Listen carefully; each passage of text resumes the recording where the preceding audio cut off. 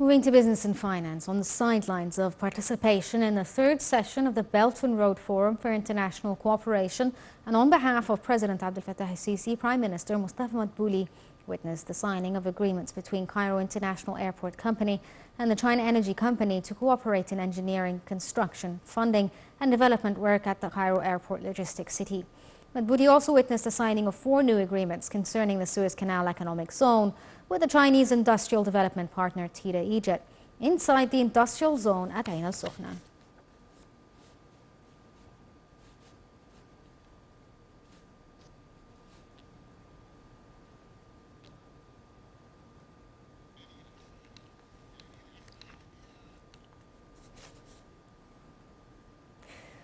The International Monetary Fund and World Bank wrapped up the annual meetings in Morocco on Sunday with some progress towards increasing their lending resources, but confronting a new economic shock after the Israeli-Gaza conflict. Here's the story.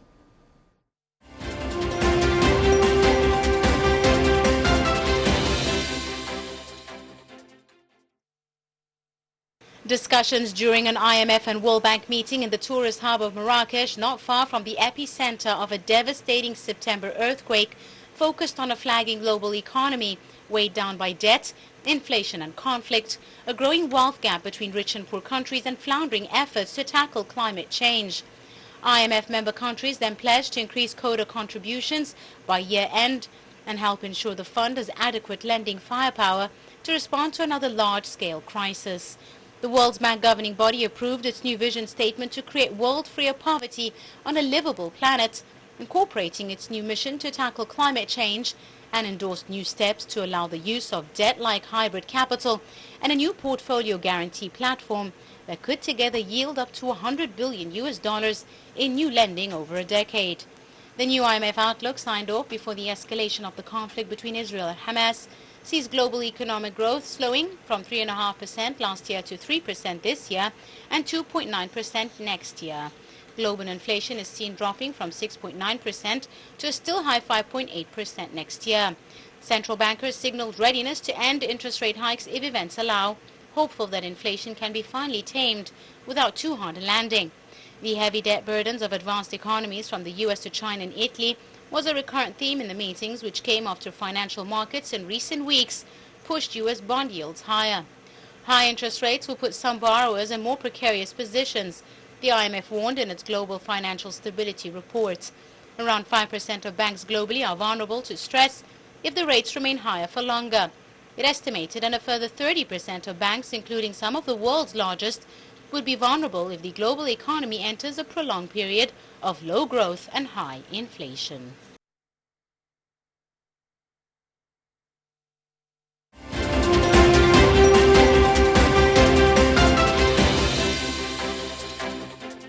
Joining us over the phone to tell us more about this is Dr. Mohamed, Professor of Economics. Good evening to you, sir.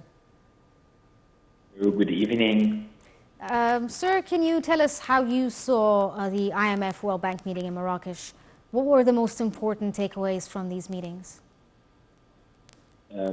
Actually, in my humble opinion, this meeting built on 4 main pillars. The first one, which is limping economy. The second, which is debt squeeze. And the third, which is debt deeds and reforms. And the last one, which is risk squeeze to the downside. Yes. If I would like to take you and our audience through them in a nutshell, limping economy, actually the new IMF outlook signed off before the escalation of the conflict between Israel and Hamas sees global economic growth slowing from 3.5% last year to 3% this year, and 2.9% next year, 0.1 percentage point downgrade from a previous 2024 estimate. And the global inflation is seen dropping from 6.9% this year to still high, as far as I recall, 5.8% next. Central bankers' readiness to end the interest rate hike, even events allow hopefully that inflation can be finally tamed without hard landing. Sir, the economic outlook from these meetings globally had been very timid. In fact, the expectations for growth were quite low, and inflation was expected to be almost the same. Do you believe, given the strifes happening around the world, that this outlook may change and be more negative when it comes to the global economy? Actually, I would like to quote the IMF chief economist Pierre Oliver, he said that most agreed it was too early to say how Middle East strife would affect the global economy.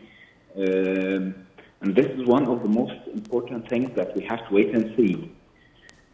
If we turn it to the second point, which is the debt screen, actually the heavy debt burdens, as you know, and our audience, of advanced economies from the United States to China and Italy was recurrent theme in this meeting, which came after financial markets in recent weeks pushed U.S. bond yields higher. Italian Central Bank Governor Eganzo Vesco's had woes and impression markets were evaluating the terms premium. Yes. Actually, this is in addition to JP Morgan Chair of Global Research Joyce Chang put in another way the bond vigilance are back and the great moderation is over actually. And if we go in a nutshell quickly to the debt needs and reforms, looking beyond the major developed economies, higher policy rates, strong dollars, and geopolitical uncertainties are adding to challenges for the rest of the world. The last point, which is risk squeeze to the downside, we can see easily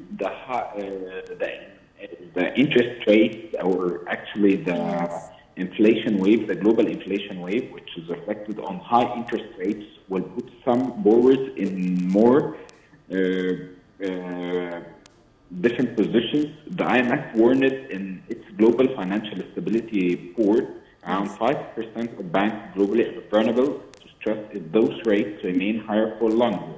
It's estimated, and a further 30% of banks, including some of the world's largest, would be vulnerable if the global economy enters a prolonged period of low growth and inflation. Accordingly, we have to find a lot of turnaround solutions to decrease the burden of the sovereign or the burden of the debt. And this is what Egypt requested previously for a long time, that we have to consider this, as this will negatively impact the global GDP growth, as you know, and our Yes, sir, unfortunately I have to cut you off there because we're running out of time. So Dr. Mohamed Roshdy, Professor of Economics, thank you so much for joining us. Thank you. And we have some urgent news here, where Russia and the UAE have requested an urgent meeting of the UN Security Council on October 18th after the strike on a hospital in Gaza, and we will keep you updated with what is happening on the ground. And this brings us to the end of this episode of Nile TV Newsroom Live, and stay tuned for more updates here on Nile TV.